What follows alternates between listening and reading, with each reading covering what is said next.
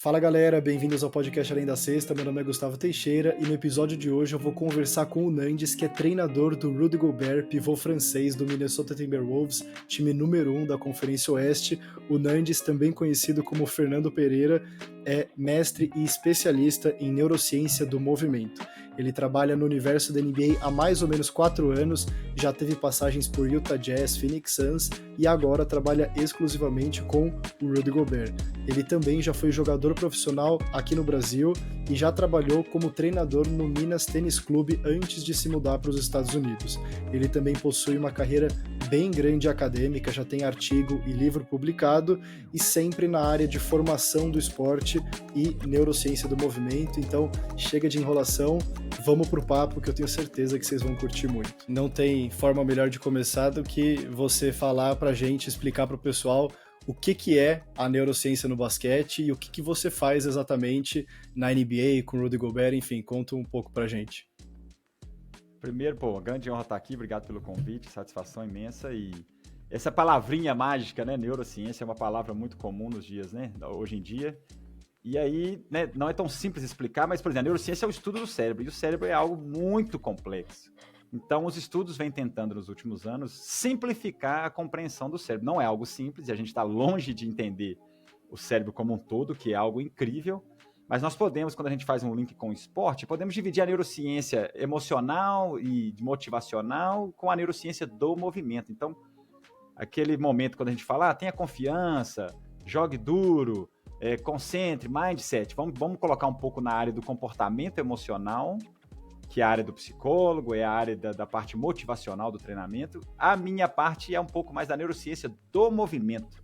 Então a gente pode dividir aí para poder ficar mais fácil de compreender a parte do movimento e habilidades do movimento. Então, tudo que está relacionado à tomada de decisão, nós temos regiões do cérebro, nós temos sequências no cérebro que estão envolvidas com o movimento, que é a capacidade perceptiva, a capacidade cognitiva e a capacidade motora, a capacidade do movimento. Então, se a gente trabalhar o cérebro muito na parte emocional, a gente acha que a confiança, ela é sozinha, você pode trabalhar só a confiança. E a neurociência do movimento vem mostrando que se você trabalha esses 3 pilares anteriores que eu comentei, percepção, cognição e ação, naturalmente você aumenta a sua confiança. Então, é uma forma diferente de compreender o cérebro.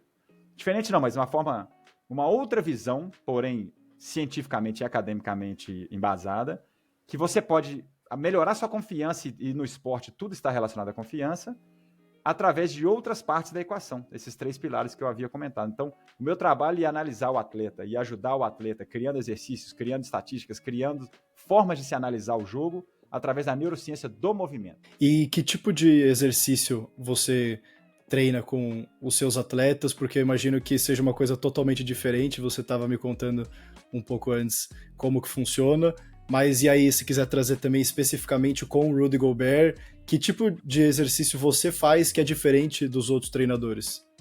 Então, são exercícios, claro, relacionados ao basquete, mas nós podemos acrescentar diferentes variáveis onde você vai mudar as áreas que serão demandadas no cérebro. Então, por exemplo, primeira coisa é a gente reconhecer e tentar diagnosticar, através de conceitos de desenvolvimento motor, aprendizagem motora e neurociência do movimento, quais são as dificuldades daquele atleta X com o Rudy Gobert, que ele tinha problema um pouquinho em cada um desses pilares que afetava a confiança. Então, a gente, num trabalho perceptivo, tem que causar uma sobrecarga perceptiva, visual, corporal, equilíbrio, sonora, e dessa forma o cérebro começa a criar canais paralelos de compreensão e conseguir, né, vamos chamar de multitask, né, multitarefa, compreender, e o cérebro vai ficando cada vez mais fluido. E a gente pode mudar a capacidade motora e a fluidez motora através dos aspectos perceptivos. Então, dentro de um exercício, imagina, Gustavo, que você vai fazer uma bandeja. O treinamento tradicional, você vai e faz 10 bandejas, pode fazer rápido, trombando em alguém, né? Esse é o modelo tradicional, você está atuando ali muito, claro, os aspectos perceptivos, cognitivos e motores, porém, se o atleta tem uma demanda muito grande no problema perceptivo, então quem sabe ele pode fazer uma bandeja e você pode mostrar um número, você pode mostrar uma cor durante esse processo do movimento, onde você está fazendo outras áreas atuarem durante o movimento, que é isso que a gente gostaria no jogo, que a fluidez motora a gente não vê muito no esporte. Tem que ser automático, tem que ser natural. Se a gente só faz exercício de repetição, nem sempre vai ser natural para o atleta, porque o movimento ficou primário. Nós temos que colocar o movimento como secundário, para ficar subconsciente, e colocar os aspectos cognitivos como primário. Aí ele vai ir para a bandeja e falar o número que você mostrou com a mão. E aí cada hora você mostra de um jeito, para que ele tenha que trabalhar diferentes ângulos visuais e fazer um escaneamento, mas ele está fazendo a bandeja do mesmo jeito. E aí uma outra variável, que pode ser uma sobrecarga motora durante a bandeja, você lança uma outra bola, ele tem que se proteger, e cada hora de um jeito, cada hora um ângulo da proteção. Imagina que eu estou te mandando uma bola, não para você pegar, mas para você se proteger. Mas a outra mão está fazendo o movimento da mesma forma. Então nós estamos criando uma autonomia de membros, que é muito importante no jogo. Então, o Rudy Gobert, por exemplo, ele tinha dificuldade em fazer bandeja marcado, que aí ele mudava muito o gesto. Então o problema não era ele fazer 1000 repetições de bandeja. O problema era acrescentar uma variável que ele pudesse ficar acostumado com alguém chegando, uma variável, sem mudar o gesto da outra mão. Então olha que coisa assim, parece até simples, né? Não faz muito sentido. Durante anos se treinava achando que só fazer a repetição vai melhorar isso. Não, nós temos que fazer uma sobrecarga perceptiva, e aí naturalmente ele foi para o subconsciente e reduziu bastante essa mudança na hora de fazer o gesto se acontecesse algo no ambiente no lado oposto, que é o atleta chegando, a defesa chegando, botando a mão, te encostando. Então um exemplo simples que a gente vai mudando, e a gente muda as áreas do cérebro, que é mais similar com o jogo, quando a gente faz essas variáveis no exercício. E quando a gente vê esse exemplo da bandeja que você falou é bem interessante, porque a gente pega jogadores como o Kyrie Irving, por exemplo, que é famoso por fazer as bandejas acrobáticas e fazer os malabarismos que ele faz. A gente pode assumir, então, que parte da capacidade que ele tem de fazer esse tipo é pura neurociência, é puro o uso completo, ou não completo, mas em mais áreas do cérebro do que um jogador como o Rudy Gobert, que a gente considera ser mais durão, né? Aquele cara mais engessado, mas que tem outras qualidades. E aí você pega jogadores como o Stephen Curry, Kyrie Irving, o próprio Ja Morant, a gente vê eles abusando mais dessas outras percepções. Você já pode ser um professor de neurociência, pô, entendeu? Rapidinho, então, é isso. Então, essa fluidez entre as quatro áreas flui muito melhor a comunicação entre elas. Aí a gente pode ir lá na neurociência, parte sináptica, parte formação de circuitos. Esses atletas têm uma fluidez muito melhor, tem uma fluidez mesmo melhor entre essas comunicações, vamos chamar assim, eficiência neural, que ele consegue fazer tão naturalmente. E aí, olha que interessante, se a gente vai nas pesquisas, quanto mais fluido é o atleta, menor era a demanda. Olha que interessante. Então, nós temos que treinar uma alta demanda para que no futuro o cérebro se adapte e use menos, porque vai para o subconsciente. Então, é muito interessante. Ah, não, então tem que usar mais áreas. Durante o treinamento, sim. Mas na hora do jogo, o cérebro vai ser tão eficiente que vai usar menos, mas usar as áreas correspondentes estão tão fluidas que vai ativar menos, porém vai ser mais eficiente. É muito interessante. Aí a gente tinha que aprofundar mais. Então, esses atletas que você citou, eles têm essa fluidez tão perfeita que aí a gente chama de estado de flow, confiança. Ele faz naturalmente no automático. Não ele teve que fazer tudo cognitivamente, ele teve que pensar, porém é tão rápido que parece que nem pensou. Mas ele teve que tomar decisões motoras. Então, pô, o Kyrie, pra mim...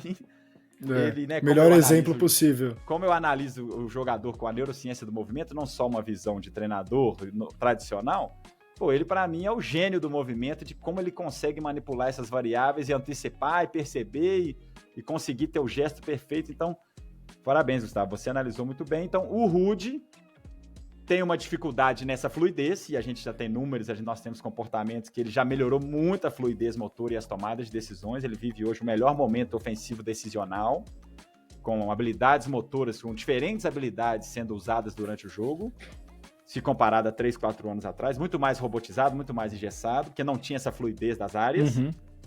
E o Kyrie, o Curry, o Ja Morant, eles têm essa fluidez super natural. E vamos continuar um pouco no Rudy Gobert, mas eu queria voltar um pouquinho até para o pessoal entender como você chegou no Rudy Gobert, então qual foi o seu trajeto. Eu queria que você contasse para quem está ouvindo a gente como que o Rudy Gobert te encontrou e como que o que ele te falou que fez você entender que putz, esse cara precisa de mim e eu sei que eu consigo ajudar ele. Que tipo de exercício você via que ele não fazia e que você sabia que se ele fizesse, era o feijão com arroz que ia dar certo. Como foi esse processo, a gente voltando um pouquinho para entender até a evolução do Rudy Gobert, porque o que você falou, os números comprovam, mais para frente aqui no episódio a gente vai trazer alguns dados que mostram essa evolução de jogo mesmo, então não sendo mais um jogador só puramente defensor, mas tendo mais habilidades ofensivas, um arsenal mais poderoso, e aí queria que você trouxesse pra gente um pouco desse retrospecto para ficar bem claro assim a sua evolução, tanto profissional como de treino, de aperfeiçoamento do Rudy Gobert. Então, muito interessante a sua pergunta, obrigado.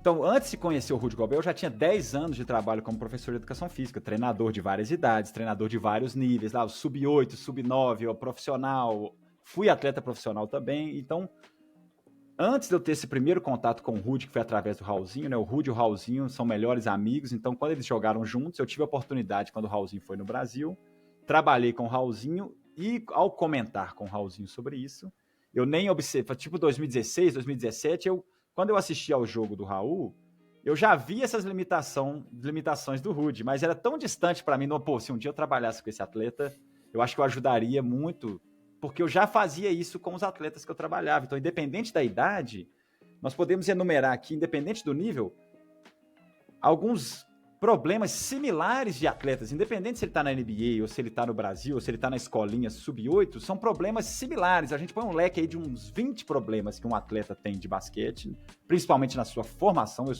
sou um treinador desenvolvimentista, eu gosto muito da parte inicial da formação, para que não aconteça igual aconteceu com o Rudy. Hoje eu estou tendo que consertar, é muito mais fácil você criar do zero quando o cérebro está na janela de aprendizado. Então, esse primeiro approach com o Rudy foi através do Raulzinho. E aí o Raulzinho comentava, Rudy, se não desse treino pra você ia melhorar demais, porque é exatamente isso que você tem problema. E ele, interessante. E o próprio atleta sabe as suas limitações, né? Então, a gente teve esse primeiro approach, eu dei um treino pra ele em 2017 no Rio de Janeiro, nós trabalhamos 2 dias num camp do Raul, e ele achou interessante, que legal, me senti bem, e realmente foram exercícios diferentes do que ele estava acostumado, que é só o tradicional, mas a gente fez o tradicional com o acréscimo dessas variáveis que eu comentei anteriormente. E ele, legal, gostei. E ele se sentiu motivado, que são exercícios desafiadores, né? Se você está no basquete profissional há muitos anos, acaba sendo muito repetitivo os exercícios, né? Muito parecido todo dia. Então, quando você faz um exercício que você já está acostumado, porém com variáveis, isso desencadeia engrenagens no cérebro motivacionais, de atenção, de foco. Imagina, fazer 20 bandejas tradicionais ou 20 desviando a bola, isso te traz muito mais foco e motivação, né? Então, esse approach com o Rudy começou lá em 2017, 2018. Fui ao Jazz, ao convite do Raulzinho, conversei com o Jazz, coincidentemente, e o Jazz sabe dessa limitação do Rudy, e aí o Quinn Snyder ficou muito interessado, porque o Rudy Gobert já estava 7 anos com o Jazz e chegou num limite de platô de performance. Então, na hora que a gente começou a conversar lá, nessa minha ida com o Raulzinho, que eu fiquei lá 20 dias em 2018, eles sentiram que, quem sabe isso é uma solução que a gente não ouviu anteriormente. Eles já estavam tentando psicóloga, já estava treinando, ele treinava todo dia, mas não estava conseguindo romper. E ele já tinha, inclusive, ele já tinha sido defensor do ano. Já tinha sido uma vez, sim. Ele tinha atingido um teto que era um nível de excelência alto, só que ainda tinha margem para subir, né? É isso. Vamos dizer que ofensivamente ainda com muitas limitações para um nível NBA. E aí eu senti, cara, olha pra você ver como é que existem, né, treinadores com a mente aberta, um Quinn Snyder, head coach, ouvindo um cara do Brasil, ele que, na sua opinião, o que deveria ser feito? Olha que interessante, né? Porque eu trouxe uma abordagem diferente, eu não ia falar mais do mesmo. O que é mais do mesmo? Ele tem que trabalhar duro, ele tem que treinar mais. Ele já treinava, ele já dedicava. E aí já tinham 3, 4 anos que ele não conseguia mudar o nível ofensivo. Defensivo, ele já tinha sido uma vez defensor do ano. Então, trazer esse novo conceito fez eles ficarem curiosos, e a neurociência é a palavrinha mágica, igual eu comentei no início. E aí, quando eu expliquei de forma rápida o que eu fazia, aí, o Quinn, o que você acha que o Rudy deveria fazer? Aí isso. O Quinn, ninguém nunca falou dessa maneira. Então ele ficou curioso. Aí no ano seguinte, 2019, aí é uma história longa, eu trabalhei no Phoenix Suns em 2018 na pré-temporada. O coach que era do Phoenix, que era do Jazz, estava no Phoenix, Igor Kokoskov, ele estava lá nesse dia na reunião. Aí eu fui para morar nos Estados Unidos por outros motivos, fiz um intercâmbio estudantil para melhorar meu inglês. Houve esse contato, o Queen, não, vem aqui, me explica melhor novamente, já que você está morando aqui em Salt Lake, eu fiz uma aposta profissional, me explica aqui novamente, igual você me explicou 2 anos atrás, me explica aqui, o que você faz mesmo? Aí eu tive essa oportunidade, mostrei, e eu já havia trabalhado com o Igor Kokoskov no Suns, e ele me indicou, ele fez um trabalho muito legal, olha, se eu pudesse, que ele não estava no Suns, mas se eu pudesse eu contrataria o Nandes, que ele fez um trabalho muito bacana aqui na pré-temporada. Aí na hora que eu expliquei pro Quinn Snyder mais a fundo, com o tempo, ele realmente me deu 1 hora para mostrar a princípio, depois ele me deu 1 semana, marcou de fazer reunião com ele, eu expliquei no quadro branco com calma, aí foi quando eu fui contratado 1 ano para trabalhar com o Utah Jazz e trabalhar com o Rudy e com outros atletas também, e a D-League, os atletas mais jovens, e ali foi esse contato onde o Rudy pôde trabalhar comigo com uma certa frequência, não foi muito porque muita viagem, muito jogo. Ali eu vi o tanto que trabalhar na NBA é complexo, o tanto que você realmente treinar durante a temporada é muito difícil, porque é muito jogo, e o cara titular, ele não quer cansar tanto, né? Não pode por causa de lesão. E ali eu consegui trabalhar com ele e ele teve um insight, partiu dele de, olha, eu acho que o seu tipo de treinamento é o que vai me ajudar a evoluir, o agente dele também. E aí eles me fizeram uma proposta, se você fosse o técnico do Rudy, o que deveria ser feito? Aí eu criei um projeto, mostrei e eles me ofereceram para ser o treinador dele. E nós estamos começando agora o 4º ano. E aí, eu queria talvez trazer uma perspectiva, porque até não só quem não acompanha sempre a NBA, mas acho que até para quem acompanha com mais frequência, por que você acha que o Rudy Gobert, claro que tem toda a parte física dele ter mais de 2,15 metros de altura, envergadura, tudo isso colabora defensivamente, mas olhando para a sua área, né, para neurociência, por que você acha que ele conseguia ser tão excelente defensivamente e ofensivamente ele não conseguia nem chegar perto? E aí você foi contratado para elevar o nível ofensivo, mas olhando por esse lado da ciência mesmo, por que você acha que existe isso? Um cara conseguir ser um extremo tão bom de um lado e no outro ter tanta dificuldade a ponto de precisar de treinos específicos para conseguir realmente mostrar alguma evolução? Olha, quem está na área há muitos anos, estudou desenvolvimento motor, aprendizagem motora, neurociência do movimento, é até simples de explicar. Uma coisa para o cérebro é quando você está correndo, movimentando, fazendo qualquer tipo de atividade física sem nenhum elemento, sem a bola. Então, futebol, vôlei, basquete, tudo isso envolve elementos. Então, para o cérebro, é mais uma variável imprevisível. Concorda que a bola ela é imprevisível? Você não sabe onde que ela vai vir, aonde. Vamos chamar de um elemento imprevisível. Sem a bola, a exigência cerebral é muito menor. Então, o Rudy, podemos dizer, para o tamanho dele, ele é elite em relação à reação, movimentação, deslocamento, capacidade de correr a quadra toda, reagir em curtos espaços. É claro, ele tem problemas no mismatch, no small ball, mas para o tamanho dele e para a envergadura dele, sem a bola, ele está, assim, talvez top 5 da história, velocidade de reação, impulsão, tanto é que ele é defensor do ano 3 vezes. Então podemos dizer... Caminhando para uma possível 4ª, né, nessa temporada. Vem em mim, escuta ele, Deus, abençoa. Então... nós temos que dividir, vamos chamar de habilidades cerebrais. Sem o elemento, esquece a bola. O cara é alto nível de reação, percepção, antecipação. Claro que tem hora que esquece, tem hora que vai lento, tem hora que faz falta, né? Que é normal. Mas para o tamanho dele, ele é top 5 da história, capacidades físicas sem a bola. Por isso que ele tá aí e o impacto que ele causa no jogo é indiscutível. Agora, beleza. Vamos jogar na equação a bola. Isso muda completamente as equações cerebrais. A bola e controlar o seu corpo e ler a defesa e antecipar os 4 pilares começam a ter problemas. Se você não treinou isso na juventude. Se não teve os estímulos certos na juventude. Então o Rudy Gobert, pela história dele, um adolescente muito alto. Quando você está muito alto, você parece desengonçado e é verdade. Então você joga contra atletas que são totalmente maturados, um sub-14. Tem gente que já está maturado com 14 anos, coordenativo, fluidez motora. Ele era todo desengonçadão, ele estava em processo de crescimento.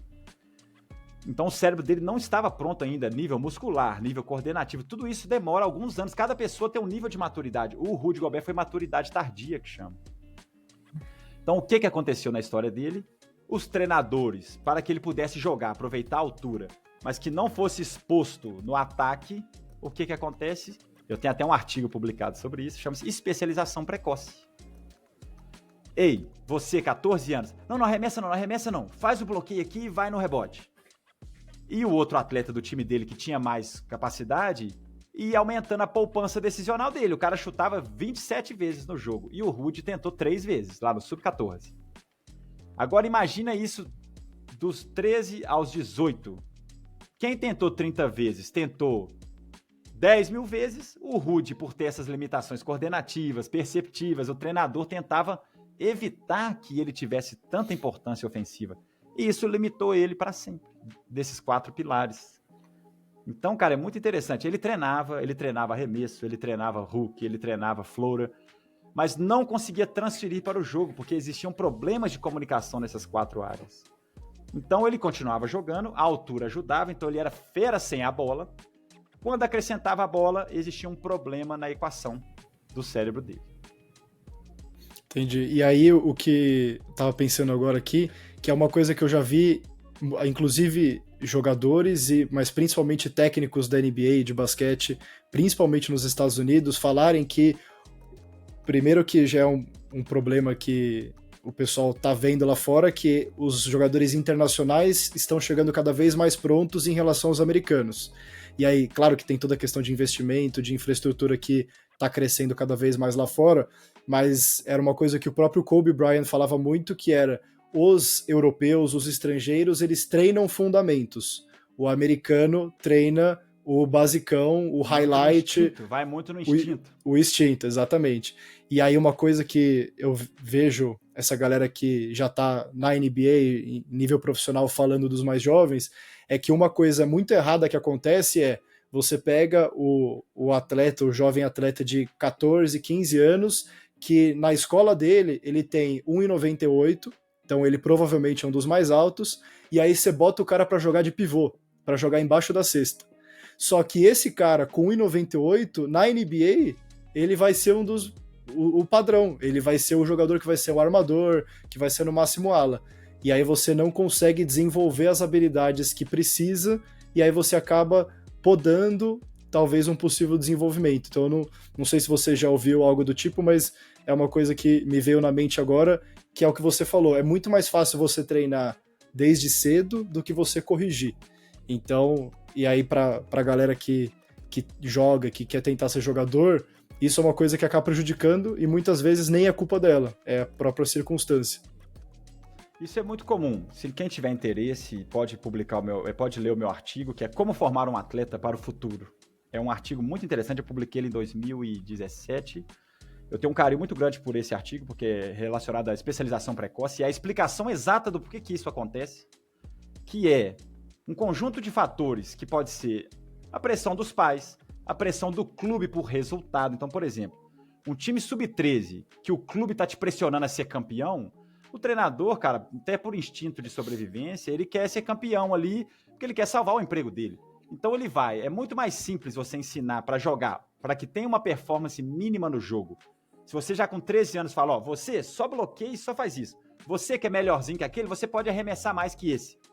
Fica mais fácil o desempenho ser visto no jogo. E você tem mais chances de ganhar com a especialização precoce, criando tarefas para cada um, como se fosse no profissional. Então, você trazer o profissional para um sub-13, você vai ter melhores... parece que está jogando melhor ali, visualmente falando. Porque aí o menino que tem menor capacidade de performance não vai finalizar tanto e ter aquele erro grosso. Vai ser mais o que tem mais capacidade que vai finalizar mais. E esse que está finalizando mais está criando uma poupança para o futuro. O que está finalizando menos está criando uma baixa poupança para o futuro. E aí é o que você falou. O de 1,98 que joga de pivô, o treinador dele está pensando 100% no resultado de curto prazo. Não, eu vou usar esse menino aqui só para ser o meu pivô daqui, porque ele é o mais alto, por coincidência, como você falou, nem é culpa dele. Ele era o mais alto do momento. Aí o treinador pensando, existe jogador egoísta e existe treinador egoísta. o treinador pensando somente num resultado, eu quero ser campeão esse ano, vou fazer o que eu puder com esse grupo aqui. Se o cara vai virar jogador pra frente, não tem problema. Aí ele acaba botando cada um em suas funções e limitando esse atleta para sempre. Foi o que aconteceu com o Rudy. Ele foi limitado para sempre. Eu sou muito feliz e muito grato que a neurociência vem mostrando uma diferença gigantesca, mas não é tão simples assim. Ele começou a ter novas habilidades, mas 3 anos treinando muito, e mesmo assim é quase impossível ele realmente ser a performance que ele poderia ter sido se ele tivesse treinado do jeito certo. É quase impossível ele ser o nível 10 dele mesmo agora. Ele pode ser nível 5, virou 7, é quase impossível virar 10 por causa dessa, já tá mais velha, as limitações todas desses 4 pilares. Então, parabéns, Gustavo, você fez uma análise muito importante, e existe uma nomenclatura na ciência que chama-se especialização precoce. E uma coisa que eu tava pensando agora também, que você tá no 4º ano com o Rudy Gobert. Você pegou o Rudy Gobert quando você começou o trabalho no que a gente considera o peak, né? O auge do cara, ou pelo menos entrando. Então, até mesmo para você desenvolver, chega uma limitação física, como você falou, e que provavelmente o Rudy já estaria num processo de decadência, entre aspas, de desenvolvimento natural, de idade mesmo que chega. Então a gente sabe que depois dos 30, 31, 32, é difícil você ver o jogador continuar evoluindo. Então talvez você tenha entrado na vida do Gobert no limite, assim, para ele poder se desenvolver. Sim, você fez uma observação muito interessante. Então, o Gobert ele pode ser analisado, igual você comentou no início da nossa conversa, de 2 formas, ataque e defesa. Então, na defesa, sem a bola, um nível muito interessante, um cara impactante no jogo, e no ataque, um nível abaixo da média. Isso 3, 4 anos atrás. Então, realmente, ele tinha um espaço, então vamos um pouquinho, defesa e ataque. Ele tinha um espaço, e por isso que eu aceitei o desafio, porque dentro do conceito científico eu sabia o que deveria ser feito, e graças a Deus a gente está colhendo esses resultados. Então ele saiu, vamos chamar de 0 a 10 do nível 4 para o nível 6 ofensivo. Ainda está longe do que deveria, longe do que a NBA espera, mas comparando Rudy Gobert com Rudy Gobert, ele deu um salto de performance ofensiva, decisional, de habilidades, perceptivo. Isso, sem dúvida, números e comportamentos mostram isso. Então agora, vamos supor, ele tá nota 8, 9 defesa, igual ele sempre foi. Ano passado ele deu uma queda, mas isso é mais motivacional, muscular. Mas o ataque, realmente, essa intervenção da neurociência fez ele dar mais um passo ofensivo, e se eu posso praticamente garantir para você aqui, se não tivesse acontecido a intervenção da neurociência, teria acontecido o trajeto natural, que continua treinando os mesmos conceitos, naturalmente você vai reduzindo, e ele teria uma decadência natural pela idade, que é o que acontece a maioria dos pivôs. Com o Rudy, interessante, tivemos um nível, e aí ele vai cair, claro, mas nós tivemos um sobrepico, um pico novo, que não era esperado de habilidades ofensivas. Não, e aí você citou agora até da parte do time, e aí era o que eu queria te perguntar também. Como você vê, e aí você vive todo dia a vida de treino, especialmente do Rudy Gobert, mas eu imagino que você esteja com o próprio Minnesota. Eles nessa temporada estão tendo uma temporada mágica, é o melhor início de temporada da história da franquia, e, sendo bem sincero, o principal motivo é o Rudy Gobert defensivamente. A gente via um Rudy Gobert num padrão defensivo muito alto no Jazz, ele foi trocado para o Minnesota num valor que na época da troca era considerado absurdo, muita gente inclusive achava que o que Minnesota estava fazendo era errado, que eles tinham, entre aspas, perdido a troca. A temporada passada, a primeira dele com o Minnesota, foi muito decepcionante em termos individuais e coletivos, acho que você deve saber, imagino, bem mais do que eu. O time não conseguiu engrenar, e aí vieram para essa temporada e parece que virou uma chavinha. E a impressão que dá, pelo menos vendo, essa chavinha é a defesa que é liderada pelo Rudy Gobert. Então eu queria aí ouvir do seu lado como você está vendo essa percepção interna, né, então do próprio time, que tipo de mudanças você acha que o Rudy Gobert teve especificamente entre a temporada passada e essa, então pode ser coisas extra quadra que a gente talvez não saiba, e aí uma terceira emendando, se você acha ou se você sabe que o pessoal do Minnesota vê o resultado do seu trabalho especificamente, se você sente esse reconhecimento, que eu sei que o Rudy Gobert e o agente dele com certeza vêm de você, mas se é uma coisa que você percebe que a própria NBA está vendo retorno. Pô, legal. Então, realmente, ano passado, toda mudança, né, ela pode, por exemplo, qual exemplo a gente pode ver de um atleta que mudou de franquia e já chegou impactando, já chegou mostrando resultados muito altos? Isso acontece geralmente com atletas playmakers, né, que tem a bola na mão e Quem tem a bola na constroem, mão, e tem uma exatamente. habilidade muito fora do comum. O James Harden, ele consegue ir para o Clippers jogar 10 jogos ali até adaptar e agora já está indo muito bem. E o cara, ele tem isso como seu carro-chefe na profissão dele. O Rudy Gobert é um atleta que não tem a bola na mão. Então, até o jeito que o outro time marca influencia se a bola vai sobrar mais para o pivô ou não. Os pivôs modernos hoje em dia arremessam e tudo, eles não são tão impactados assim. Um pivô do estilo tradicional igual o Rudy, e a gente está lutando agora para ter floater, para ter mid-range, para ter chutes de média distância, e a gente está vendo isso, mas ele continua o carro-chefe, 85%. 4 anos atrás, o Rudy Gobert era 95% um passo da cesta, finalizações. Nos últimos 4, agora ele é 85%, nós reduzimos 10% de finalizações perto da cesta e aumentamos 10% de finalizações 3, 4 passos da cesta, né? Isso é uma evolução de habilidades, né? E aí, então, só fazendo um parênteses para o pessoal que está assistindo ou ouvindo entender, quando você reduz essa porcentagem de cestas embaixo da cesta, por exemplo, de arremessos embaixo da cesta, você obriga a marcação adversária a se preocupar mais com o atleta, e aí você abre mais espaços. Então, e aí eu imagino que você vai falar também, é nítida a evolução do Rudy Gobert em termos de assistências também, nos últimos 4 anos. Então não é só a bandeja com contato, o floater que você falou, é o Rudy Gobert como playmaker, que não vai ser nunca o carro-chefe dele, mas é algo que também foi desbloqueado com o trabalho da neurociência. Você afasta ele mais da cesta, abre espaço para o resto, e aí você tem linha de infiltração, você tem bolas de 3 sem marcação e por aí vai. Sim, muito bom e bem observado. Então ele aumentou a habilidade dele de tomar decisões mais afastado das cestas. Então pode ser floater, pode ser um arremesso. A defesa tem que se preocupar mais, então ele pode criar, ele pode penetrar, ele pode bater para dentro, ele fechou 2, ele tem a capacidade hoje perceptiva de soltar. Então nós temos hoje números muito interessantes, a gente vai falar no futuro. No ano passado, para o ano anterior, ele aumentou em 30% o número de assistências. O que é isso? O cérebro mais desenvolvido, ele se sente mais capaz de dar um drible, de dar um giro, coisa que ele não conseguia fazer antes. Então ele criar oportunidades, obrigam a defesa a fazer leituras e ele faz a leitura em cima da leitura da defesa. Coisa que antigamente, se ele desse um giro, primeiro, a bola podia escapar da mão. Segundo, a bola podia bater no pé. Tinham várias variáveis. Agora ele consegue dar o giro, se a defesa ajuda, ele tem a capacidade de segurar e passar e fazer um gancho, pode errar ou acertar, mas ele tem uma fluidez decisional maior. Então, o que acontece?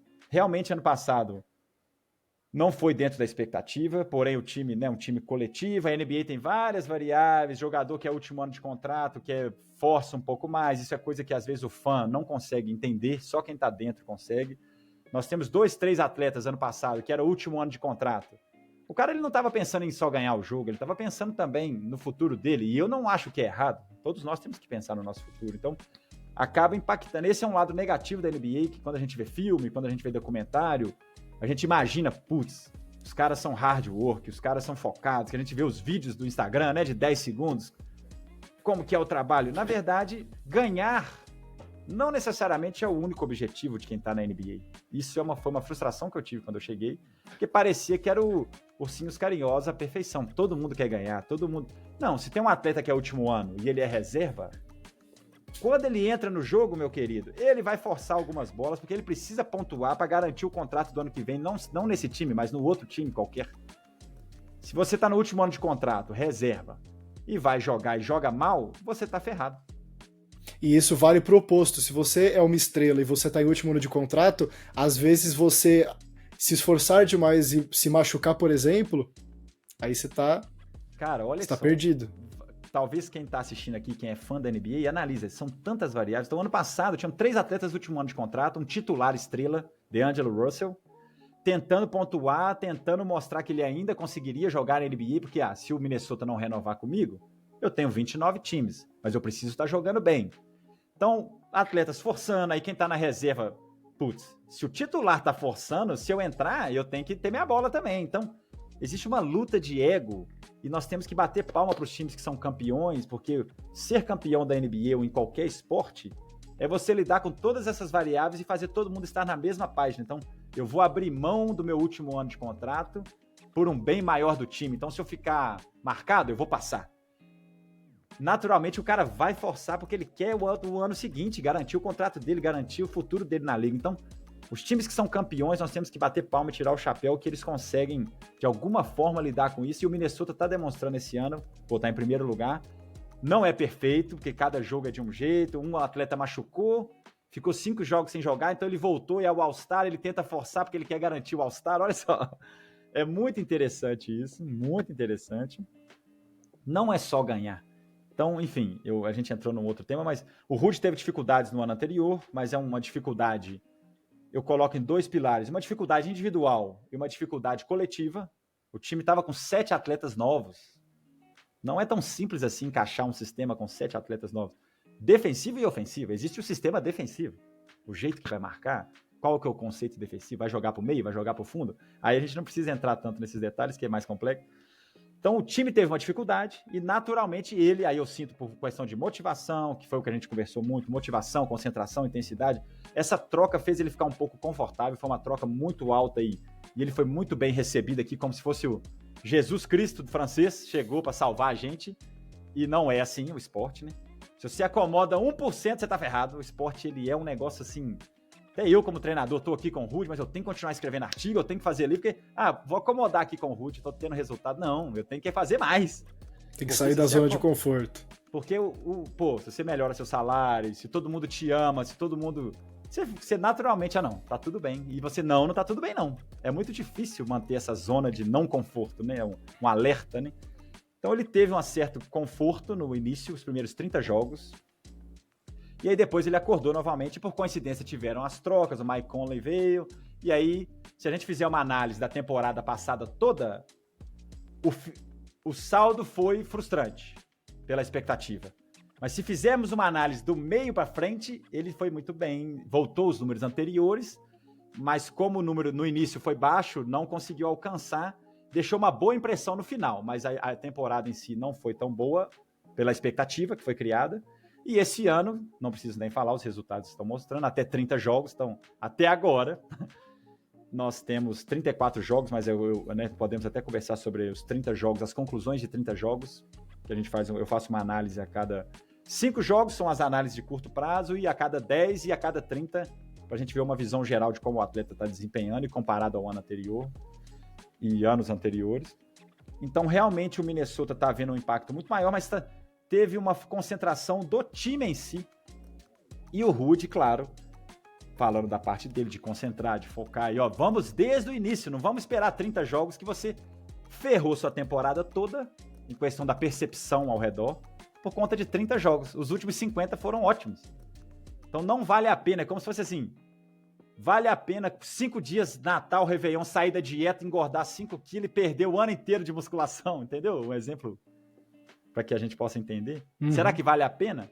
Então não vamos vacilar no início para que não aconteça igual ano passado. Não é justo com o seu legado ter 30 jogos ruins que jogaram seus números defensivos para baixo e aí as pessoas questionaram a sua performance. Então, desde o início, falando dele, podemos ver um alto nível de concentração, diferente do ano passado, do início, e o time também, né, Gustavo? Os conceitos defensivos. Karl Anthony Towns nunca marcou tanto na vida dele. Isso é uma coisa que, inclusive, eu já comentei no vídeo que eu fiz para o perfil, que é realmente impressionante. Essa, em termos de número ofensivo, principalmente, do Karl Anthony Towns, não é a melhor temporada dele, não é a temporada com mais ponto, não é a temporada com mais rebote, mas eu nunca tinha visto o Karl Anthony Towns impactar tanto vitórias, né, impactar tanto positivamente igual eu tenho visto nessa temporada. É realmente impressionante. Então, enfim, teve uma mudança de comportamento do time. Eu acho que começar bem, todo mundo, cara, nosso time é bom. Todo mundo tá se esforçando mais, porque vamos supor que perdessem 5 jogos de 1 ponto. Não, nós ganhamos 5 jogos de 1 ponto, e aí fez a gente saltar e ficar em primeiro. Então todo mundo tá acreditando mais no conceito, todo mundo tá vendo que se esforçar tá valendo a pena, então Podemos dizer que não é a perfeição de todo mundo na mesma página, porque é muito difícil na NBA isso, mas podemos ver jogadores que não se esforçavam tanto. Pô, o Anthony Edwards está até falhando, mas está tentando passar mais a bola, está cometendo até mais turnovers, porque ele está tentando ser menos fominha. Olha que interessante. E o Cat, com muito melhor deslocamento defensivo, ajuda, fazendo ajuda da ajuda, coisa que não era comum. Ele era o All-Star, perdeu ou ganhou, eu quero fazer 30 pontos, igual você falou que os números baixaram, mas ele está sendo muito mais importante, porque o impacto que você causa no jogo, os números tradicionais não mostram necessariamente a verdade do tanto que você pode. Não, e o Minnesota, ele tá caminhando. É claro que é difícil você imaginar um time que tá conseguindo dar esse salto, ser campeão logo na primeira temporada. Sim, então, muito difícil, é muito difícil. Você normalmente demora uns 2 ou 3 anos, que é o que a gente viu com o Denver Nuggets. O Denver Nuggets chegou numa final de conferência, aí ele deu 2 anos seguidos com lesão, e essa última temporada eles conseguiram ganhar. E tudo isso que você está descrevendo, eu vejo como se fosse um protótipo do Minnesota acontecendo em relação ao Denver Nuggets nesses últimos anos. Porque o Denver Nuggets, ele de certa forma, é um time que, se você pegar individualmente os jogadores, as estrelas, são jogadores que teriam muito mais destaque se eles estivessem sozinhos nos seus times. O Aaron Gordon, por exemplo, era do Orlando Magic e era a estrela do time. Ele foi pro Denver Nuggets para ser a 4ª peça ofensiva. E você conseguir convencer o jogador da NBA, que é um jogador que tem ego, igual qualquer atleta profissional, a você aceitar esse papel em prol de ganhar um campeonato ou ser um competitivo, é muito difícil.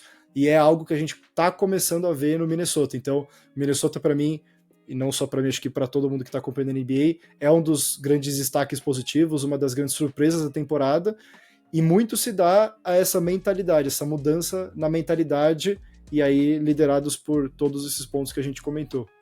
E aí, agora voltando à pergunta lá, se o Minnesota observou muito essa mudança, então, felizmente ou infelizmente, quando o Rudy chegou ao Minnesota, ele já havia dado um salto ofensivo interessante. Então, quem realmente vê o desenvolvimento do Rudy são as pessoas que acompanharam o antes e o depois. Então, treinadores do Jazz, quando eu encontro, me mandam mensagem. Ele fez algum lance no jogo, eu recebo mensagem de treinadores. O Quinn Snyder já me mandou mensagem. Então, essas pessoas que acompanharam de perto o antes e o pós do Rudy, percebem nitidamente. Comentarista de TV que já tem 10 anos, o cara consegue observar. Mas agora, as pessoas do Minnesota, o Rudy já chegou com um certo desenvolvimento ofensivo interessante e ano passado ele já mostrou habilidades ofensivas. Então, ele não foi tão bem na defesa, então existiu uma frustração relacionada à defesa, mas no ataque ele já chegou com boas decisões. Então o que ele faz esse ano é simplesmente uma continuidade do ano anterior. Então muitas pessoas nem percebem, ele já chegou aqui bom na cabeça de algumas pessoas. Bom que eu falo, nível 6 ofensivo, né? Então, quem viu mesmo é o agente, ele próprio, a família, pessoas que trabalham com ele há muitos anos. Eu vejo nitidamente essa mudança. Os treinadores da França, eu recebo muito aperto de mão e tapinha nas costas lá do General Manager da França, os assistentes técnicos, o treinador da França, pô, ele tem uma relação muito carinhosa comigo, porque o cara tá vendo como é que houve uma transformação ofensiva, né? Que ele sabia das limitações. Então, quem vê o Rudy a longo prazo consegue ver mais. Quem vê a curto prazo, ele já tem 2 anos e meio que ele já vem com novas habilidades ofensivas. Uma coisa muito interessante que você estava me contando também antes é que nos seus tempos de Utah Jazz foi criado um departamento específico visando a neurociência, né, para dar essa visibilidade e importância que exigia naquele momento, e foi, acho que de certa forma, algo bem pioneiro. Eu imagino que nunca ouvi falar nada parecido na NBA. Como você vê isso para o futuro? Olha, é muito interessante. Então, por exemplo, o Quinn Snyder no Jazz, ele já tinha o staff todo completo, né? Que tem o treinador de desenvolvimento 1, treinador de vídeo 2, assistente 1, assistente 2, treinador de defesa, vamos lá, 8 a 9 cargos que devem ser preenchidos num time. E já estava preenchido. Então, quando o Quinn Snyder, isso aí é um caso pessoal, foi me contratar, ele chamou a menina que trabalha com o RH, né? Como é que é em português? A pessoa que trabalha com as contratações. Ela chegou, eu tava junto, foi interessante isso. Ela, Queen, não tem como contratar alguém porque tá tudo cheio. Ele, não, nós vamos criar um cargo. Então, quando você cria um cargo, você pode acrescentar no seu staff. Se fosse técnico de desenvolvimento, já tinha um cara, ele teria que mandar embora e acrescentar um. Como ele criou um cargo, então isso é muito vanguarda, técnico de desenvolvimento em neurociência. Então, foi a primeira vez na história da NBA que teve um especialista em neurociência do movimento. Tem lá o psicólogo, tem lá o nutricionista, tem, né, o fisiologista, o treinador de strength conditioning, né, o preparador físico, o treinador de defesa, o treinador de arremesso, o treinador... Foi a primeira vez na história, isso é, né, uma vitória para a neurociência do movimento a nível Brasil, né, o meu grupo de estudos lá, o meu professor da UFMG, que eu sou fruto desse grupo de estudo, sou aluno da UFMG, então foi a primeira vez na história, e olha como o Quinn Snyder foi vanguarda, técnico de desenvolvimento em neurociência, então foi criado o cargo, porém, sempre na vida que você é vanguarda, você é o primeiro, você sofre retaliação, você sofre desconfiança dos treinadores mais velhos, o que esse cara tá... Tudo que é novo, algumas pessoas têm a mente aberta, outras não. E o calendário da NBA, então, Quinn Snyder, olha, nós vamos tentar ajustar o que você pode ajudar e tal. Então, era o primeiro ano. Até ele mesmo, olha, nós vamos criar o seu cargo, ele desenhou lá no quadro branco. Você vai ajudar o Rudy, você vai ajudar a J-League, você vai ajudar aqui esses atletas que são two-way contract. Beleza? Então, esse é a sua função. Nós estamos criando aqui agora. Então, eu fiz mais ou menos algo que era o primeiro ano. Então, a gente ajustaria para o segundo ano. Na J-League, pô, a gente até foi campeão, foi o recorde da história da J-League, né? Nós criamos o Neuroscience Development Program, um programa de desenvolvimento de neurociência específico para a J-League, que o Quinn pediu para fazer isso, para no ano seguinte fazer no Jazz, exatamente similar. Só que aí, quando teve o Corona, aí pausaram o contrato de todo mundo, e o Rudy me fez a oferta, eu falei, não, eu acho que o destino tá me dando uma oportunidade, que se eu demonstrar que o Rudy melhora rápido, eu vou ter um salto na minha carreira mais rápido, né? Que se esse cara realmente der uma melhora perceptível, vai ser muito bom para mim. E é isso que está acontecendo. Então, eu preferi aceitar o desafio do Rudy do que ter um caminho mais lento na escadinha profissional dentro de um clube. É muito lento, sabe? Tem os atletas, os treinadores mais velhos, você não vai passar, porque o cara já está lá há 10 anos, você acabou de chegar. Então, é uma escadinha, entendeu? Então, naturalmente... Como tem um psicólogo, um nutricionista, hoje tem as estatísticas avançadas, né? Contrataram o front office lá, 3, 4 caras que só analisam estatística. Na NBA tem um scoutista, só pra você ter noção. Ele viaja os 5 jogos anteriores dos times que eles vão enfrentar. Você tem noção disso? O cara viaja. Então, por exemplo, o próximo jogo hoje é o Houston, depois é o Dallas, depois é o Orlando, depois é o Boston. É a sequência.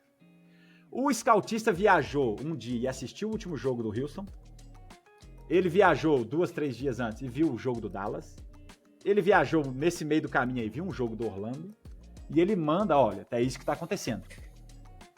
Presencialmente, porque a gente pode ver os números. Mas existe um estatístico que vai lá ver e fala, olha, no banco os caras estão brigando. Olha, o fulano de tal brigou com o técnico. Ele manda um relatório para que a gente possa saber previamente. Olha só, que nível. Então, naturalmente, eu tô sendo vanguarda, eu tô com o machado abrindo a floresta, não tá sendo fácil, porque existe pessoas lutando contra, pessoas com desconfio, mas eu acho que, naturalmente, cada time da NBA, em breve, vai ter que ter um neurocientista do movimento, que é um diferente tipo de visão do atleta e como dar o feedback e como mudar alguns detalhes no exercício. Já foi feito isso lá no Jazz e no Salt Lake Stars. Eu faço isso com o Rudy. E agora cabe a mim como profissional, eu estou criando a minha metodologia, que é o que o treinador de neurociência deve fazer? Eu preciso mostrar tipo uma receita de bolo. Ah, então é isso que ele deve fazer. Se criar o cargo, olha, é isso que o cara faz. E aí, eu queria que você contasse pro pessoal que é uma coisa totalmente imperceptível se você não vive o esporte, mas que é a história do lance livre do Rudy Gobert. Então, você compartilhou comigo e eu achei sensacional, e aí eu queria que você contasse para quem tá ouvindo a gente também, porque são detalhes que realmente só quem tá lá e que tá no dia a dia consegue perceber. Uma das principais críticas do Rudy Gobert, do jogo dele, na verdade, são os lances livres, então é o aproveitamento de arremesso, até a forma, né, a mecânica do arremesso dele não parece ser o ideal quando você compara com grandes arremessadores, e aí tem esse detalhe curioso, se você puder compartilhar com o pessoal. Legal. Então, por exemplo, quando eu comecei a trabalhar com o Rudy, então, por exemplo, quem tem um treinador e tem a visão tradicional, não, cara, vamos treinar 1000 lances livres por dia, você tem que estar confiante, calma, respira, respira. Então, feedbacks tradicionais, confiança, cara, respira. Então, esse é o segredo aí de quem está querendo se aprofundar em comportamento motor e neurociência do movimento. Vamos entender qual está sendo o problema. Não é só chega lá, respira. Pô, o cara arremessava 500 lances livres por dia durante 10 anos, chegava no jogo e errava.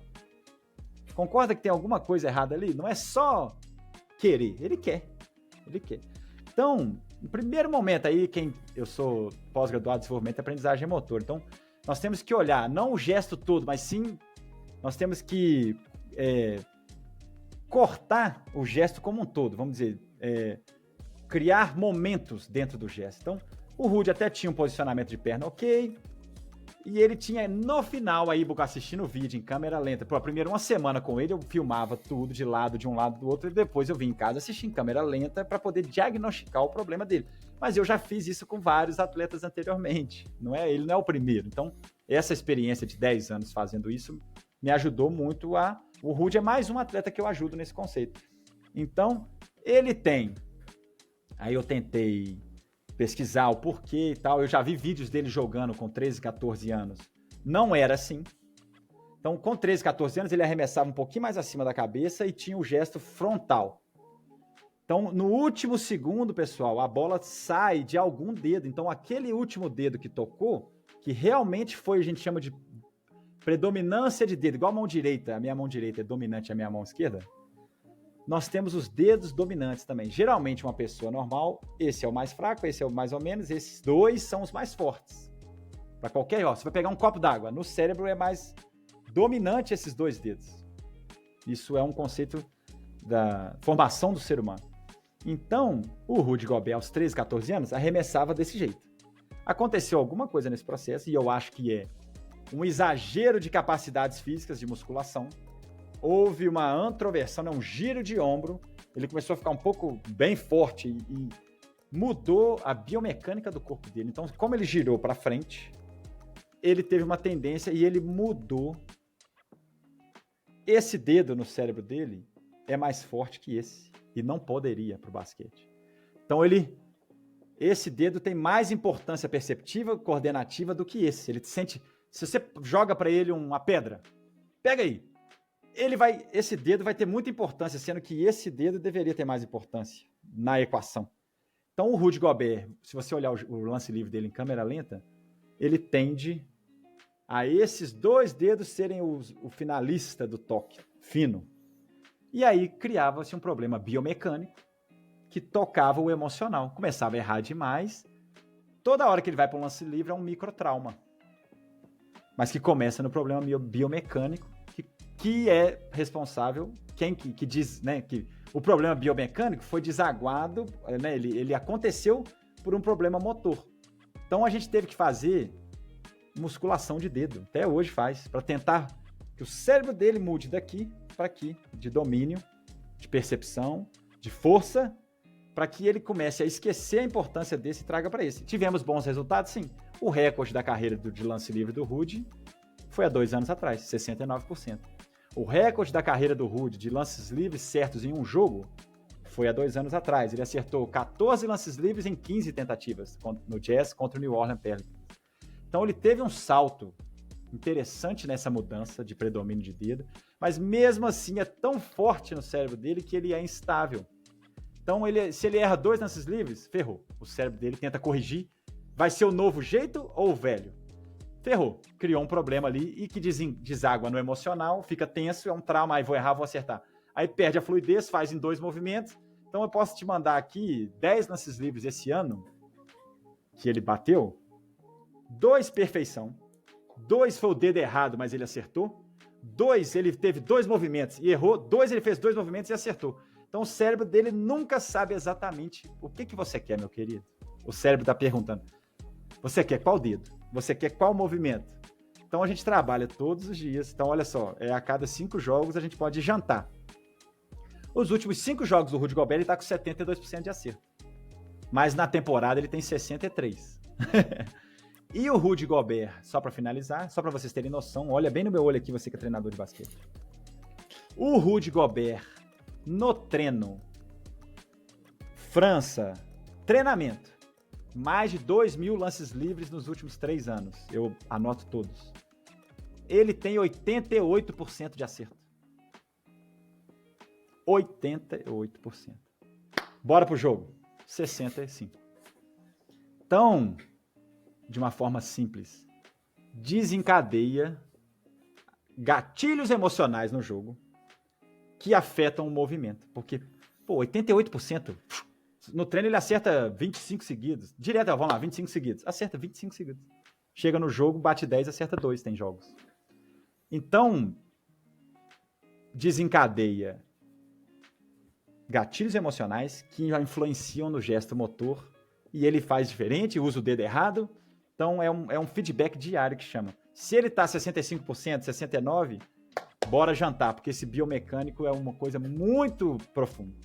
E como você acha que o público geral, a gente que está assistindo de casa, a gente que não está acompanhando o dia a dia, que não vê os jogos da beira da quadra, igual você que vive isso todo dia, como que a gente pode perceber durante os jogos esse tipo de trabalho especificamente da neurociência? Então, uma pessoa que acompanha a NBA desde 2015, por exemplo, que assistiu o Rudy Gobert e vê a evolução dele, que tipo de aspectos a gente consegue identificar jogo após jogo, que a gente consegue apontar e falar, putz, isso aqui é um trabalho de neurociência, isso aqui é um trabalho que foi feito especificamente para resolver este problema, que era o Rudy Gobert ficar muito próximo da cesta. Como que a gente consegue identificar isso? Então, o fã, né, ele quer saber da bola dentro da cesta, né? Vamos dizer assim, existem níveis de conhecimento dos fãs de basquete. Então, tem o fã tradicional ali, que não acompanha tanto, ele quer, acertou a cesta, ele é bom. Errou, ele é ruim. É o 50-50, é o fã tradicional de qualquer esporte, né? E aí os fãs de longo prazo, que acompanham um pouco mais, olha, ele não fazia esse tipo de movimento e agora está fazendo. Então, nós podemos dizer o segundo nível de fãs, eles vão compreender um pouco mais e perceber isso. Mas eu acho que a grande forma de impactar os fãs para que eles consigam compreender o processo é se tiver, por exemplo, agora esse podcast. Se tiver uma matéria, por exemplo, o L'Équipe da França, eu já fui convidado 3 vezes para fazer matéria no L'Équipe da França durante esses últimos 3 anos. Então, já recebi cumprimentos numa quadra que eu fui treinar com o Rudy, e o cara, legal, eu vi lá a matéria, interessante, né? Agora a gente entendeu por que ele melhorou. Então, quem conhece o Rudy há mais tempo, os franceses, começaram a entender. Agora foi lançado em dezembro um documentário sobre a vida do Rudy Gobert, muito interessante, foi lançado na França. E eu fui um dos entrevistados nesse documentário, onde eu expliquei um pouco do que foi feito, aí mostra vídeo, mostra, né? Demorou 3 anos para se fazer o documentário, então eu tenho lá 1 minutinho de participação, onde eu explico, onde eu mostro exercícios, mostro os resultados em quadro. Então, já tive mensagens da França no meu Instagram convidando para entrevista. Então, é um processo natural. Então, por exemplo, o fã tradicional só vai entender o que está acontecendo se tiver também um apoio da mídia, igual esse nosso podcast, igual uma matéria, para ele, existe um trabalho por trás. O cara não... Eu acho que para os fãs realmente começarem a entender, é um trabalho de mídia, de explicação, é um trabalho de formiguinha aí para que crie essa nova compreensão do porquê que um atleta está se desenvolvendo. E uma coisa legal, que eu acho que dá para a gente entender disso também, é que o trabalho, o resultado dele não vai ser um resultado muito brusco. Então não é que o jogador arremessa 60% de lance livre durante 7 temporadas e aí na 8ª temporada ele vai passar a arremessar 85%, porque ele começou a fazer um trabalho de neurociência. A questão é muito mais a mudança que você colhe a médio e longo prazo. Então, que é o que a gente estava falando da porcentagem de arremesso próximo à cesta. Então não é que ele arremessou a carreira inteira 95% embaixo da cesta e de uma temporada para outra já passou para 85%. Foi um processo que em 4 anos de trabalho, hoje ele arremessa 85%. Então até mesmo para o fã tradicional, para a gente que acompanha, é difícil ter essa noção porque você vai se acostumando. Então você vê ele melhorando pouco a pouco até que você fala, putz, ele está fazendo uma coisa que ele não fazia antes, mas não é que ele começou a fazer da noite para o dia. Ele efetivamente veio gradualmente elevando o seu nível. Então isso é bem interessante. Eu acredito muito nessa visão. Por que ele desenvolveu, igual você comentou, ele saiu de 95 para 85, olha, foi além da cesta. É um trabalho que é feito. Por que o Steph Curry acertou 100, mas chega no jogo e acerta 40? Olha, peraí. Teoricamente, ele era para acertar tudo. Não é assim. E por que tem jogo... Pela primeira vez, sei lá, em 200 e tantos jogos, que ele pela primeira vez zerou em 3, recente. Sim, exatamente, recentemente. Então, se ele nasceu com isso, Deus deu pra ele um dom divino, ele é o melhor arremessador da história. Não era pra ele não meter uma bola de 3 num jogo, concorda? Mas não é assim. O movimento e o esporte, ele é dinâmico. Aquele dia ali poderia... Vai que ele errou 4, 5 seguidos, afetou um pouco a confiança dele. E, 200 e tantos jogos seguidos acertando. Eu tenho um recorde pessoal que eu tive um ano na minha carreira, 17 anos, que eu matei pelo menos uma bola num jogo. E aí joguei de 25 jogos na temporada lá, na época de categoria de base. Acertei uma, então 25 pelo menos. O Steph Curry, 200 e sei lá quantas, acho que até mais, não sei exatamente. Cara, e aí você falando isso, me veio na mente agora só extrapolando em cima desse tópico, que se a gente pegar o LeBron James, por exemplo, muita gente, ele bateu na temporada passada, em 2023, o recorde de maior pontuador da história da NBA, só que se você pegar todos os recordes que o LeBron tem, para mim, o mais impossível de ser quebrado, o que eu acho que é mais difícil ainda do que o recorde de pontos, o recorde de jogos seguidos fazendo 10 pontos por jogo. Ele tem mais de 1.100 jogos seguidos fazendo pelo menos 10 pontos. A quantidade de variável que você tem de lesão, do cara ser expulso, de qualquer coisa, durante 1.100 jogos... O dia que ele foi expulso, ele pelo menos fez 10 pontos. Exatamente. E tá ativo o recorde. Então, não só já é um recorde inquebrável, como vai ficar ainda mais. Então, para mim, o recorde dessa sequência de jogos fazendo 10 pontos, para mim, é mais inquebrável do que o recorde de pontos dele, que é surreal já. Queria encerrar com uma pergunta aqui que eu tinha deixado preparada, que é, pensando no momento atual que a gente vive hoje na NBA. Cada vez mais a gente vê novatos como o Wembanyama, como o Chet Holmgren, os unicórnios, né, que a gente fala, que são os jogadores que atleticamente têm uma vantagem muito grande sobre os jogadores comuns da NBA, mas que ao mesmo tempo eles também têm um nível de talento e de preparo quando eles chegam nos seus anos de novato acima do que a gente via há 20, 30 anos atrás, ou até mesmo 10 anos atrás, você não precisa ir muito longe. Usando o Wembanyama, como eu citei, de exemplo, esse biotipo dele é algo que a gente nunca viu na história da NBA, em 77 anos de liga, e provavelmente nunca viu na história do basquete no geral. Como você vê a neurociência impactando esse preparo dos jovens que estão chegando hoje? Então a gente falou muito dos fundamentos, de você chegar preparado, mas aí falando desse mais alto nível possível, desses unicórnios que chegam hoje. A gente tem nos Estados Unidos o Cooper Flag, que é o jogador que é cotado para ser a escolha número 1 de 2025. Por que você acha, e aí fazendo o link com a neurociência, que a gente tem visto mais pessoas com esta característica? É uma mera questão de evolução natural do ser humano? Existe um trabalho por trás? Como você vê isso? Primeira coisa, eu acredito que nos últimos 15, 20 anos, lembra que eu comentei sobre a especialização precoce, um artigo que eu tenho publicado? Esse tema vem muito já sendo falado. Que, por que o atleta X chegou na NBA 2,15 m e não conseguiu desenvolver? Porque foi feito um trabalho errado previamente. Então isso vem, e nós temos inúmeros exemplos aqui dos anos 2000, dos anos 90, que o atleta, esse cara é grandão, mas super limitado. Então essa discussão de especialização precoce, ela vem no meio da academia, impactando muito os treinamentos esportivos, no geral, qualquer esporte, já tem muitos anos já que essa discussão está na mesa.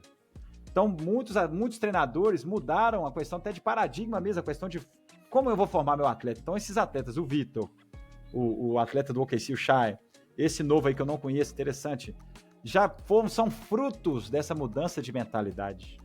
De que, olha, o Kevin Durant ajudou o Vitor, ajudou o Shai, ajudou esse novato aí, que ele foi vanguarda, 2 metros e tanto, 13, e pum. Até então um cara dessa... existe uma história que, não sei se é mito ou não, o Kevin Durant, na adolescência e início de NBA, ele não falava a altura certa. Ele falava menos. Já ouviu falar dessa história? Já ouvi falar. Porque também não sei se é 2,13 verdade, mas já ouvi vai falar. Ser pivô. Não, tem 2,07 m, 2,06 m. Ah, pode ser que é ala. Então 2,13 m, olha só. Quanto mais alto vai ser pivô. Era tipo uma regra. Uhum. E o Kevin Durant chegou revolucionando. O Kevin Durant, ele ajudou. Eu acho que o Kevin Durant, eu acho que ele foi o primeiro unicórnio que a gente viu. Pode-se dizer que sim. É o primeiro jogador que tinha mais de 2,10 metros e que não jogava embaixo da cesta, que tem uma capacidade de arremesso absurda. E aí a gente tinha o Dirk Nowitzki, similar. Mas só que o Kevin Durant tinha a mobilidade. Então o Dirk Nowitzki veio arremessando e tendo capacidade muito grande de não precisar jogar só embaixo. O Kevin Durant veio com um combo. Arremessa, dribla, corta, gira. Então o Kevin Durant e o Dirk E até Nowitzki... defensivamente, o Kevin Durant nunca foi conhecido pela sua defesa, mas se você comparar com o Dirk Nowitzki, é um nível superior. Sim. O Dirk Nowitzki não conseguia ter o impacto... Não conseguiria marcar o ala, isso. Tem Exatamente. Razão. O Kevin Durant consegue fazer esse trabalho. Abriram as portas no basquete mundial, porque os treinadores antigamente alto, pivô, alto, porque não tinha um exemplo. A ciência vinha falando, não, cara, não cria o cara assim, não forma ele assim. Ah, cala a boca, o cara é alto, ele tem que ser pivô. Esses dois caras transformaram o basquete mundial nos anos 2000. Então, Vitor, esses outros caras que estão vindo, eles são frutos de uma mudança de mentalidade do treinador, do garoto com 13 anos. Não, pode arremessar. Não, bate pra dentro. Se você quer ser NBA, bate pra dentro. Pode driblar, pode dar finta, pode arremessar.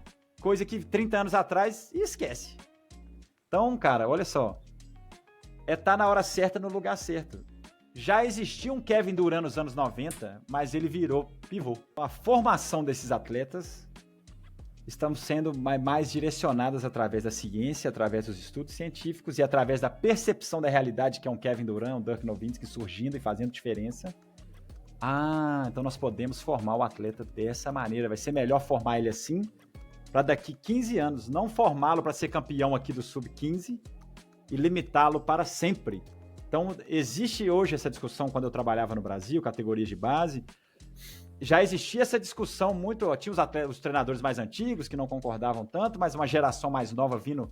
E eu acredito que a neurociência está chegando agora para ser o próximo passo. Então, nós vamos saber sobre especialização precoce, que é fundamental, plus neuroscience. Então, nós vamos criar atletas muito melhores, muito mais preparados para o futuro. E é isso que a gente está vendo, é a coincidência que você comentou. Não, show de bola. Nandes, muito obrigado. Vou deixar aqui o espaço para você fazer o seu jabá. Então, compartilha aí com a gente onde o pessoal pode te encontrar, como que acompanha o seu trabalho, que eu tenho certeza que quem começar a te seguir, enfim, não vai se arrepender. Você traz muito conteúdo muito bacana. Com certeza, desde que a gente começou a se conectar, eu tenho aprendido bastante. Hoje, nesse bate-papo, não foi diferente. Então, deixo o espaço aí para você falar pro pessoal. Primeiro, agradecer a oportunidade, Gustavo, sensacional. Além da cesta, foi algo que me impactou, que é algo que eu já acredito há muitos anos, o seu trabalho é muito bacana, né? Tanto é que eu te mandei mensagem que eu olho, caramba, que legal, surgiu alguém trazendo essa nova visão, essa nova abordagem, que é algo que eu acredito. E estou muito honrado e muito feliz dessa nossa parceria, desse nosso primeiro contato. E aí você, treinador, você, professor, que chegou até o final desse podcast aqui, que né, foi bem longo, você já deu o primeiro passo, você já está refletindo sobre a sua prática. O simples fato de você olhar, caramba, pior que é mesmo, né? O meu treinador fez isso comigo em 1998, em 2002. Será que já não existem novos conceitos, novas abordagens que, a partir da ciência, né? Não sou eu que inventei, você pode olhar artigos aí diversos, agora eu tenho artigo publicado, estou com um livro, você pode até usar um pouco do meu conhecimento que eu venho publicando nos últimos anos, para que você, o simples fato de você refletir sobre a sua prática, você já dê um passo gigantesco. Quantas pessoas no esporte, na vida, não, eu sou engenheiro há 25 anos, não quero saber o novo cálculo que surgiu, ou o novo aplicativo que surgiu de como fazer o prédio, exemplo. No esporte é a mesma coisa. Existem novos conceitos, novos conhecimentos relacionados ao cérebro, à tecnologia relacionada ao desenvolvimento cerebral, resultados que nós estamos tendo aí. Você que é treinador e não está pensando do pescoço para cima. Durante muitos anos se pensou do pescoço para baixo, as capacidades físicas de impulsão, resistência, estamina, capacidade de aceleração, né? Todos esses, a gente já sabe, flexibilidade, todas as capacidades físicas que são muito importantes. Vamos falar que é do pescoço para baixo. Hoje, se você não pensar do pescoço para cima, você está ficando para trás no conceito de como formar um atleta da melhor forma possível. Então, parabéns para você que ficou até o final. O simples fato de você estar refletindo, e claro, você vai ter que buscar o conhecimento. Mas só de você estar com a mente aberta de chegar até o final desse podcast, já mostra que você está na direção correta, que é refletir sobre a sua prática. Então, podem me seguir lá, o @Nandes_Neurobasketball. Estou sempre ali tentando compartilhar, é muito complicado o calendário, muita coisa para ser feita. Eu estou tentando cada vez mais atuar nesse mundo online, mas não é tão simples assim, porque existe dedicação. Olha aí, olha o trabalho do Além da Cesta, sensacional. Tenho certeza que ele tem que dedicar bastante. Eu já tenho aqui o meu trabalho principal, meus afazeres, não é tão simples assim, mas eu estou tentando cada vez mais compartilhar o meu conhecimento, compartilhar as vivências e compartilhar, é claro que no final das contas nós, professores, devemos formar o melhor atleta possível. O professor de matemática deve formar o melhor aluno de matemática possível. O professor de português, então nós somos professores de basquete. Nós temos que tentar criar estratégias para que o nosso atleta seja o melhor possível dentro do nível dele. Tranquilo? Então, quem quiser ouvir de novo o podcast, escute novamente. Tivemos várias dicas de como você vai formar o seu atleta para o futuro. Não é formar o seu atleta para ele ser bom aos 17. Ele tem que ser bom aos 25. Se ele vai ser NBA, não sabemos. Mas é seu papel como professor fazer o seu a melhor função possível como professor, que é formar para o futuro. Muito obrigado, Nandes, mais uma vez. Obrigado, pessoal. Obrigado por todos que ficaram até aqui. Esse foi o primeiro episódio do podcast gravado com vídeo, então espero que vocês tenham gostado desse novo. Exatamente. Começando a estreia do videocast com estilo. Então, espero que vocês tenham gostado. Foi uma honra ter o Nandes aqui com a gente. Com certeza vocês vão ver mais conteúdos em parceria entre nós dois. E espero trazer outros convidados no futuro próximo. A gente se vê de novo por aqui na próxima semana com mais um episódio. Não deixe de acompanhar o perfil no TikTok e no Instagram para vídeos todos os dias sobre NBA e sobre basquete, @Além da Cesta no TikTok, @Além da Cesta com ponto entre as palavras no Instagram. E a gente se vê por aqui no podcast Além da Cesta na semana que vem com mais um episódio. Até a próxima.